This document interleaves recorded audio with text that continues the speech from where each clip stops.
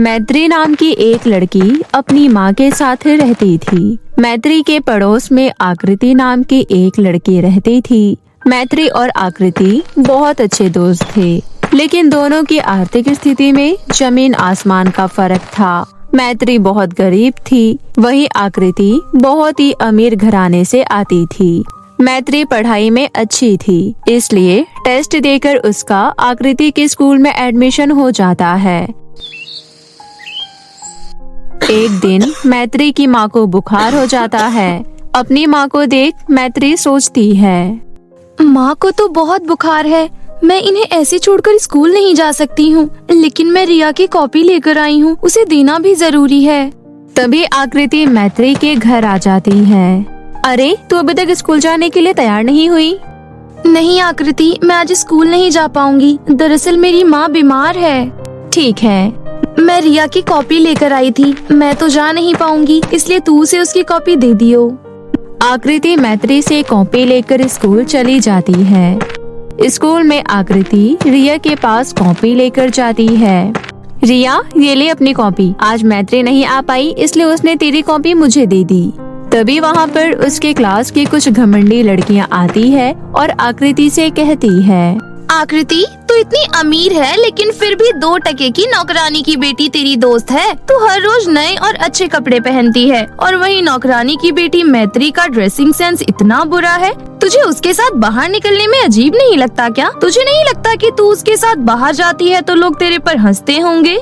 अरे निशा, मैं उसे अपनी कोई दोस्त नहीं समझती। वैसे भी तुझे तो पता ही है, वो पढ़ाई में बहुत अच्छी है। मैं उसे दोस्ती का नाटक करती हूँ, इसलिए वो मुझे पेपर में बता देती है, वरना मैं तो फेल ही हो जाऊंगी। और वैसे तू देखती नहीं है क्या, मैं उस पर कितना रौब जमाती हूँ। मैं उसे जो बोलती हूँ वो करती है। इन गरीबों को बेवकूफ बनाकर काम निकलवाना मैं अच्छे से जानती हूँ। हमें तो ऐसा कभी नहीं लगा कि तू उस पर रोब जमाती है। आज भी देख, रिया को कॉपी देने तू आई क्योंकि मैत्री नहीं आ पाई। हम तो देख रहे हैं कि तू उसका काम करती है। अच्छा, तुम सबको ऐसा लगता है? मैं तुम सबसे शर्त लगा सकती हूँ इस बात पर कि मैं उसे जो बोलती हूँ वो करती है। अगर यकीन नहीं आता तो कल ही मैं तुम सबको यकीन दिला दूंगी। अगले दिन मैत्री स्कूल आती है। वो देख आकृति, 2 टके की नौकरानी आ गई। तुझे अपनी शर्त याद है ना? हाँ, तुम सब यही खड़े रहना। आकृति मैत्री के पास जाती है और बोलती है, मैत्री, मेरी सोने की अंगूठी कहीं खो गई है। मैं इतनी देर से ढूंढ रही हूँ, मिल ही नहीं रही। मुझे ऐसा लगता है कि जब मैं कुरकुरे का पैकेट डस्टबिन में फेंकने गई थी तब मेरी अंगूठी भी डस्टबिन में गिर गई, लेकिन मैं डस्टबिन में कैसे देखूं? बस इतनी सी बात, मैं डस्टबिन में हाथ डालकर तेरी अंगूठी देखती हूँ। मैत्री डस्टबिन के पास जाती है। पीछे से आकृति भी अपनी घमंडी सहेलियों को लेकर जाती है। मैत्री डस्टबिन में हाथ डालकर आकृति की सोने की अंगूठी देखने लगती है। पीछे से सारी लड़कियां उसे देखकर हंस रही थी। देख रही हो ना तुम सब, कैसे आज मेरे कहने पर इसने डस्टबिन में भी हाथ डाल दिया। बेचारी को पता भी नहीं कि मैंने उसे उल्लू बनाया है। सोने की अंगूठी तो मैं घर पर रख कर आई हूँ। वहाँ मैत्री डस्टबिन में सोने की अंगूठी ढूंढ रही थी। बहुत देर तक ढूंढने के बाद उसे सोने की अंगूठी नहीं मिलती है। मैत्री आकृति के पास आती है। आकृति, डस्टबिन में तो सोने की अंगूठी है ही नहीं। मैंने अच्छे से हाथ डालकर चेक किया है। कोई बात नहीं यार, मुझे लगता है घर पर ही रह गई होगी। वैसे अब तू क्लास के अंदर मत जा, क्योंकि तेरे में से बहुत बुरी स्मेल आ रही है। अगर तू क्लास में गई तो कोई भी इतनी बुरी स्मेल के साथ क्लास में नहीं बैठ पाएगा। अभी घर चली जा, कल नहा धोकर आइयो। लेकिन सोने की अंगूठी घर पर भी नहीं मिली तो क्या हो गया? मैं बहुत अमीर हूँ। अगर ये सोने की अंगूठी खो गई तो मैं दूसरी बनवा लूंगी। उसके बाद मैत्री घर वापस चली जाती है। ऐसे ही दिन बीत रहे थे। दोनों को स्कूल से प्रोजेक्ट मिलता है। शाम को आकृति मैत्री के घर आती है। मैत्री, प्रोजेक्ट बनाने के लिए सामान लेने जाना है, तू भी चलेगी क्या? बहुत सारा सामान है, मैं उठा नहीं पाऊंगी, इसलिए तू उठाने में मेरी मदद कर दियो। ठीक है, वैसे मुझे भी प्रोजेक्ट का सामान खरीदना है। मैं ज्यादा कुछ नहीं खरीदूंगी, सिंपल सा प्रोजेक्ट बनाकर दे दूंगी। मैत्री अपनी माँ से कुछ पैसे लेती है। उसके बाद दोनों दुकान की तरफ जाने लगते हैं, लेकिन तभी रास्ते में उन्हें एक बहुत गरीब लड़की नजर आती है जो सड़क पर रो रही थी। आकृति, वहाँ देख, वो लड़की सड़क पर बैठकर रो रही है। हमें उससे बात करनी चाहिए। नहीं, मैं नहीं जाऊंगी। तभी वो लड़की खुद ही रोते हुए दोनों के पास आ जाती है। दीदी, मुझे भूख लग रही है, मुझे कुछ खाने के लिए दे दो या कुछ पैसे दे दो, मैं खुद खरीद कर खा लूंगी। मेरे पास प्रोजेक्ट का सामान लेने के पैसे हैं। अगर मैंने तुझे दे दिया तो अपना प्रोजेक्ट कैसे बना पाऊंगी? चल हट, कहाँ से उठकर आ जाते हैं। हमें खाना दे दो, हमें पैसे दे दो, जैसे मानो हम इनके लिए ही पैसे लेकर बाहर आते हैं। आकृति, तू इतना गुस्सा क्यों कर रही है? तुझे नहीं देना तो मत दे। दीदी, बड़ी वाली दीदी ने तो कुछ नहीं दिया, आप ही कुछ दे दो। मैं खुद गरीब हूँ, इसलिए मेरे पास ज्यादा पैसे तो नहीं है, लेकिन अभी मैं प्रोजेक्ट के लिए कुछ पैसे लेकर आई थी, ये पैसे तुम रख लो। लेकिन फिर आप अपना प्रोजेक्ट कैसे बना पाओगी? नहीं बनाऊंगी, मैम को बोल दूंगी कि मेरे पास पैसे नहीं थे इसलिए नहीं बना पाई। उसके बाद मैत्री अपने प्रोजेक्ट के पैसे उस गरीब लड़की को दे देती है। वो गरीब लड़की पैसे लेकर वहाँ से चली जाती है। सच में तू बेवकूफी रहेगी, अब मैं समझी। गरीब लोग अपनी बेवकूफी की वजह से गरीब रहते हैं। तुझे क्या जरूरत थी उसकी मदद करने की? इन लोगों का तो रोज का यही नाटक होता है। अभी तेरे से पैसे लेकर गई है ना, अपनी माँ को दे देगी। इन लोगों के माँ बाप इन्हें बाहर भीख मांगने के लिए भेजते हैं। ये सब मुझे नहीं पता, बस मुझे उसकी बातों में सच्चाई लगी तो मैंने दे दिया। तू भी कभी किसी की मदद करके देख, तुझे भी बहुत अच्छा लगेगा। बड़ा, मैं इन लोगों की मदद करूंगी, अब बस यही काम रह गया है ना। मैं तो इनकी तरफ देखना भी पसंद नहीं करती हूँ। मैत्री आकृति को बहुत समझाने की कोशिश करती है, लेकिन वो अपने ही घमंड में चूर थी। कुछ दिन बीत जाते हैं और आकृति का जन्मदिन आ जाता है। वो अपनी क्लास की सभी लड़कियों से बोलती है, आज शाम को मेरे जन्मदिन की पार्टी है। क्लास के सभी बच्चे मेरे जन्मदिन की पार्टी में आना, और हाँ, अच्छे ब्रांडेड कपड़े पहन कर आना, गरीबों जैसे बनकर मत आ जाना। आकृति, ये तू हमें बोल रही है? हम गरीब नहीं हैं, बल्कि हमारे पास तो बहुत सुंदर महंगे कपड़े हैं। अगर तुझे बोलना ही है तो तू अपनी सहेली मैत्री को बोल, जिसके साथ तू सारा दिन घूमती रहती है। अरे हाँ, ये तो मैं भूल ही गई थी। उसके बाद आकृति मैत्री से कहती है, मैत्री यार, तू बहुत गरीब है, तुझे पार्टी में लोग देखेंगे तो मेरा मजाक बन जाएगा। कल प्लीज तू मेरे जन्मदिन की पार्टी में आसपास भी मत रहियो, तू मेरे घर के पास ही रहती है, इसलिए मैं तो कहती हूँ तू घर से बाहर भी मत निकलियो। अगर मेरी वजह से तेरा मजाक बन जाएगा तो मैं तेरी जन्मदिन की पार्टी में नहीं आऊंगी। उसके बाद क्लास की सभी लड़कियाँ हंसने लगती है। तभी निशा बोलती है, मान गए आकृति तुझे। आज मुझे पहली बार लगा कि तू सच में इस लड़की को अपनी दोस्त नहीं समझती है। उस दिन तूने प्लान बनाकर इससे डस्टबिन के अंदर हाथ डलवाया था, लेकिन फिर भी मुझे कहीं न कहीं लग रहा था कि तू मन में इसे अपनी दोस्त मानती है। लेकिन अब तू अपने जन्मदिन की पार्टी में इसे नहीं बुला रही है, इसलिए अब तो मुझे यकीन हो गया है। ये सुनकर मैत्री समझ जाती है कि उस दिन सोने की अंगूठी खो जाने की बात झूठी थी। मैत्री को इस बात पर बहुत गुस्सा आता है।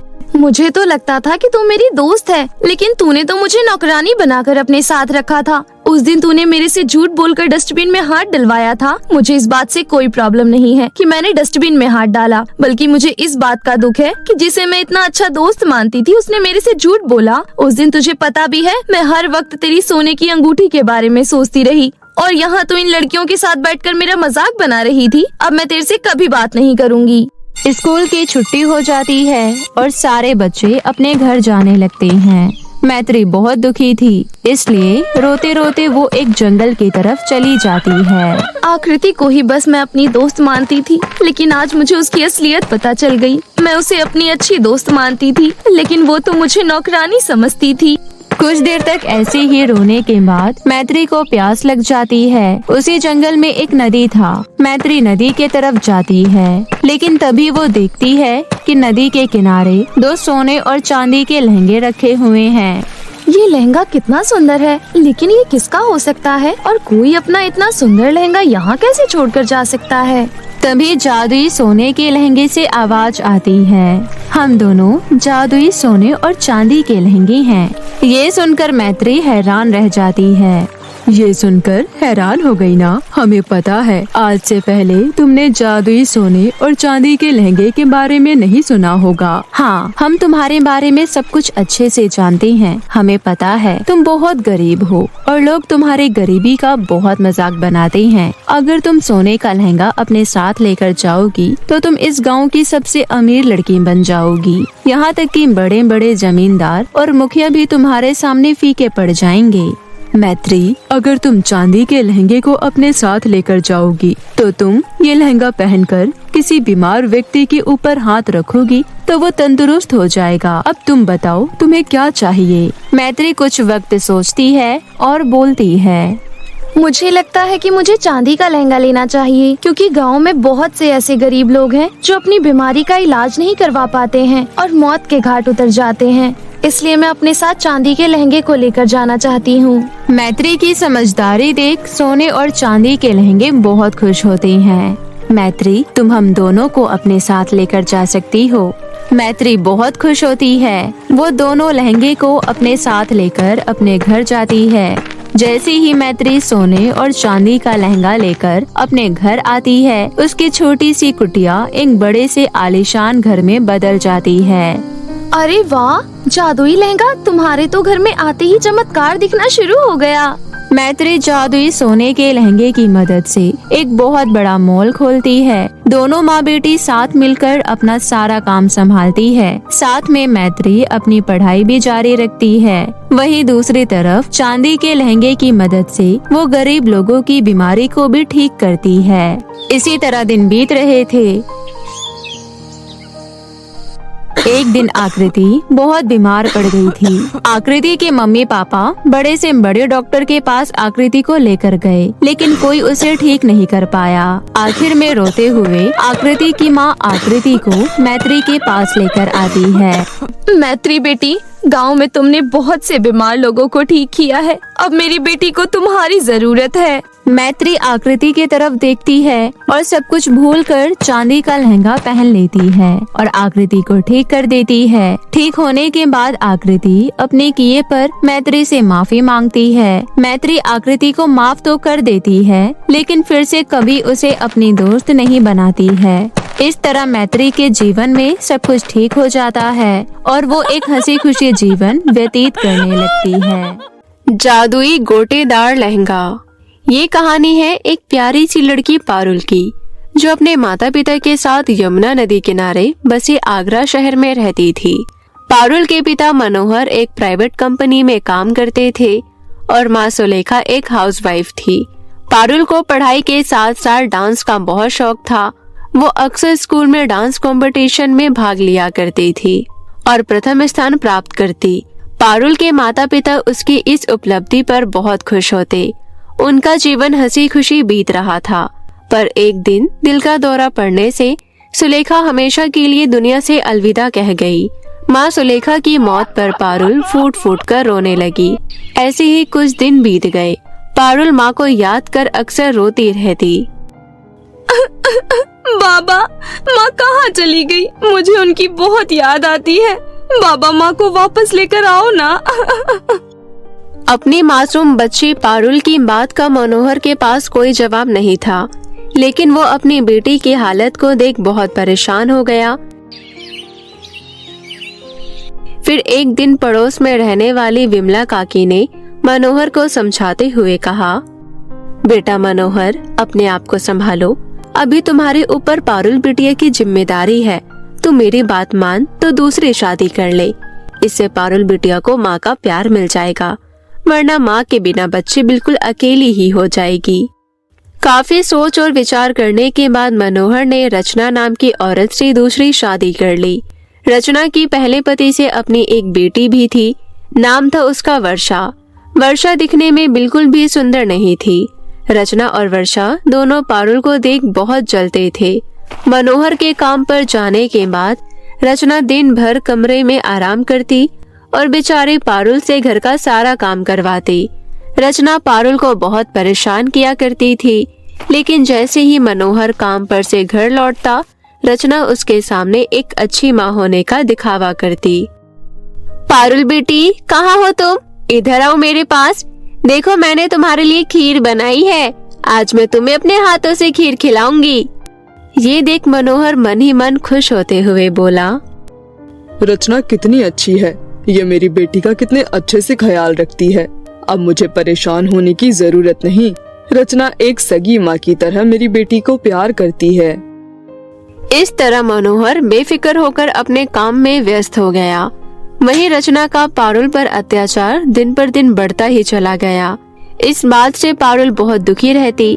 पारुल को डांस का बहुत शौक था, इसलिए सबके सो जाने के बाद वो चोरी छुपे डांस की प्रैक्टिस किया करती थी।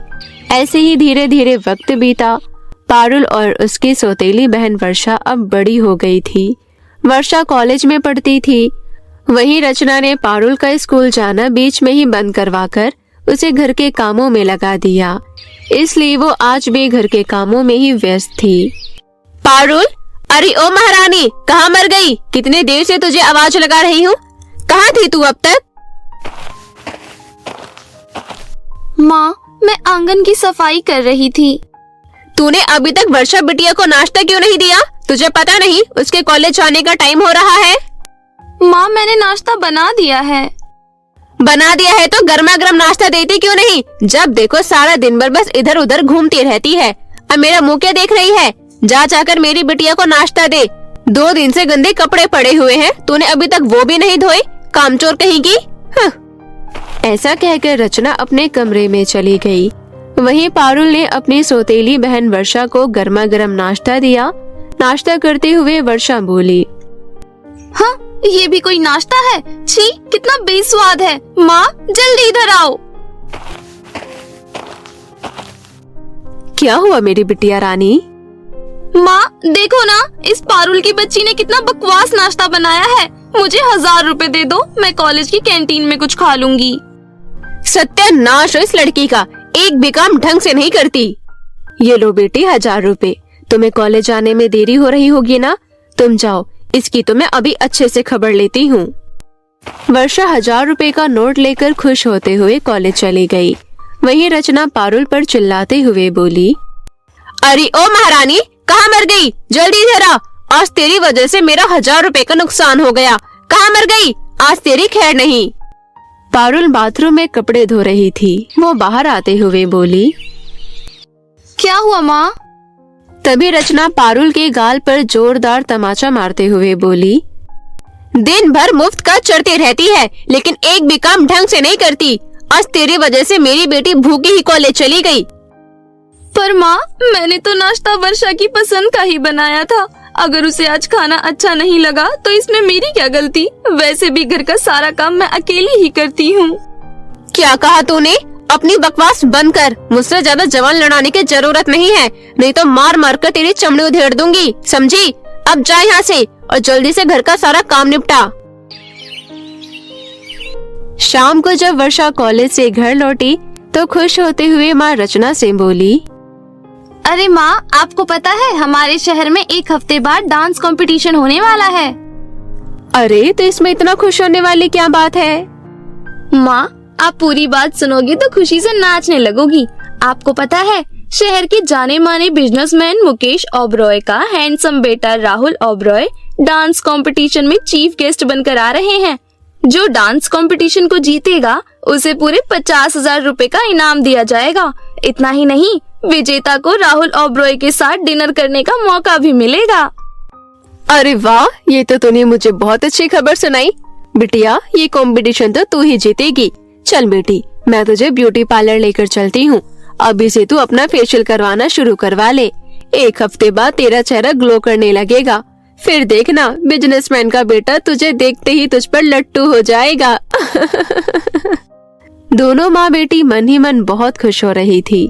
पास में खड़ी पारुल डांस कंपटीशन की बात सुन खुश होते हुए बोली, माँ, मुझे भी डांस कंपटीशन में हिस्सा लेना है। मुझे भी डांस करने का बहुत शौक है। देखो माँ, ये मेरी बराबरी करना चाहती है। ये मूंग और मसूर की दाल। डांस कंपटीशन की विजेता मैं ही बनूंगी और राहुल ओबरॉय को अपने रूप के जाल में फंसाकर उससे शादी करूंगी। अब तू खड़ी खड़ी हमारा मुंह क्या देख रही है? जा यहाँ से। हाँ। पारुल उदास होते हुए अपने कमरे में चली गई। तब रचना बोली, तू चिंता मत कर वर्षा बिटिया, मैं भी देखती हूँ ये मनहूस कैसे कंपटीशन में हिस्सा लेती है। पारुल घर का काम जल्दी खत्म कर हर रोज डांस की प्रैक्टिस करने लगी। फिर देखते ही देखते डांस कंपटीशन का दिन भी आ गया। सुबह सुबह जब पारुल सौतेली माँ रचना के कमरे में चाय लेकर गई, तब जानबूझकर रचना ने पारुल के पैरों में गर्म चाय गिरा दी। पारुल दर्द से बुरी तरह चिल्ला उठी। मेरा पैर, मुझे बहुत जलन हो रही है माँ। ओह हाय राम, मैंने क्या कर दिया? पता नहीं ये चाय तुम्हारे पैर पर कैसे गिर गई। मुझे माफ करना पारुल बिटिया। रो मत बेटी, मैं अभी डॉक्टर को बुला कर लाता हूँ, सब कुछ ठीक हो जाएगा। कुछ देर बाद पारुल के पिता मनोहर डॉक्टर को लेकर घर पहुँचे। डॉक्टर ने पारुल के पैरों को जांचा। उसके पैरों में बुरी तरह छाले पड़ चुके थे और वो चल भी नहीं पा रही थी। डॉक्टर ने कुछ दवाइयाँ दी और आराम करने को कहा। पारुल बहुत दुखी हो गई। उसका बड़ा मन था डांस कंपटीशन में भाग लेने का। मेरा भी बड़ा मन था डांस कंपटीशन में हिस्सा लेने का। मैं इतने दिनों से डांस की प्रैक्टिस कर रही थी। रोते नहीं बिटिया, अगली बार भाग ले लेना। ऐसे मौके जिंदगी में बार बार आ जाएंगे। अभी तुम आराम करो, मैं किसी काम से बाहर जा रहा हूँ, थोड़ी देर बाद लौटूंगा।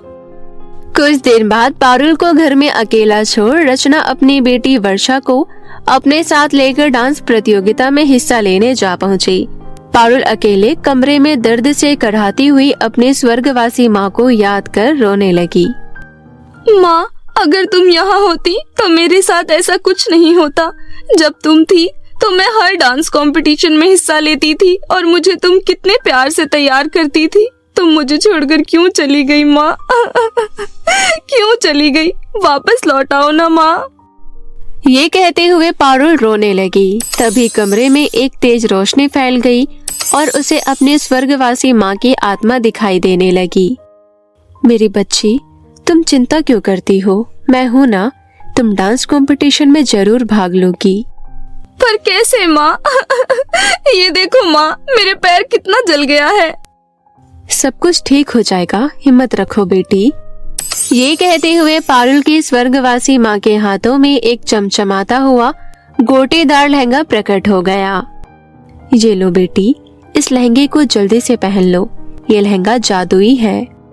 अरे वाह माँ, ये तो गोटेदार लहंगा है। मैंने ऐसा लहंगा पहले कभी नहीं देखा। कितना सुंदर है। बेटी, अब तुम जल्दी से ये लहंगा पहनकर तैयार हो जाओ। डांस कंपटीशन शुरू होने ही वाला है। इस लहंगे को पहनते ही तुम्हारे पैर के छाले बिल्कुल ठीक हो जाएंगे। पारुल ने जैसे ही जादुई गोटेदार लहंगे को पहना, उसके पैरों के सभी छाले ठीक हो गए। ये देख पारुल खुशी से झूम उठी। इतना ही नहीं, पारुल स्वर्ग से उतरी अप्सरा की तरह सुंदर लग रही थी।